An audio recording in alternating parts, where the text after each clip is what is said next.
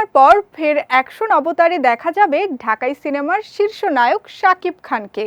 এই সুপারস্টারের এবারের মিশনের নাম বরবাদ। সিনেমাটির প্রথম লটের শুটিংয়ে অংশ নিতে 2024 সালের 22 অক্টোবর মুম্বাই গিয়েছিলেন শাকিব খান।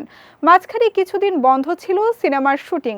নতুন খবর হলো সিনেমাটির শুটিং এবার শেষ। যে শহরে সিনেমাটির ক্যামেরা ওপেন হয় সেই মুম্বাইতেই বরবাদের ক্লোজ হওয়ার খবর এলো। অর্থাৎ মুম্বাইতে শেষ হলো বরবাদের শুটিং। গত 29 জানুয়ারি শুটিং শেষ করে ঢাকায় ফিরেছেন শাকিব খান। ঢাকায় ফিরে সিনেমাটি নিয়ে ঢালিউড বাদশা বললেন, শুরু থেকেই বরবাদ সিনেমাটির হাইপ অন্যরকম। সিনেমাটি নিয়ে দর্শকদের মাঝে যে প্রত্যাশা তৈরি হয়েছে আমরা সেটা ধরে রাখার চেষ্টা করেছি। আমার বিশ্বাস সিনেমা হলে গিয়ে দর্শকরা তৃপ্তি নিয়েই ফিরবে।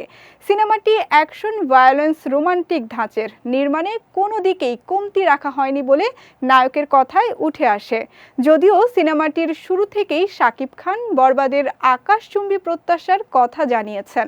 সিনেমার শুটিং শেষ করে এসে সে প্রত্যাশার ভিত্তি আরও মজবুত হয়েছে বলে ইঙ্গিত দিলেন। গেল ডিসেম্বরে শাকিবের বরবাদের মোশন পোস্টারটি প্রকাশ করা হয়। রাজধানীর একটি 5 তারকা হোটেলে মোশন পোস্টার উন্মোচন করার সেই আয়োজনে শাকিব খান বলেছিলেন, বরবাদ ফিল্ম ইন্ডাস্ট্রিতে এক নতুন ইতিহাস রচনা করবে বলে আমি মনে করি।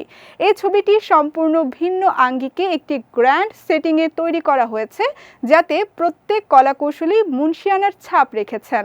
আমি প্রত্যাশা করছি বরবাদ শুধু দেশে নয়, দেশের বাইরে বাংলা ভাষায় কথা বলা সবার মন জয় করবে। বরবাদ সিনেমাতে শাকিব খানের বিপরীতে আছেন ভারতীয় নায়িকা ইধিকা পাল। একটি আইটেম গানে দেখা যাবে আরেক ভারতীয় নায়িকা নুসরাত জাহানকে।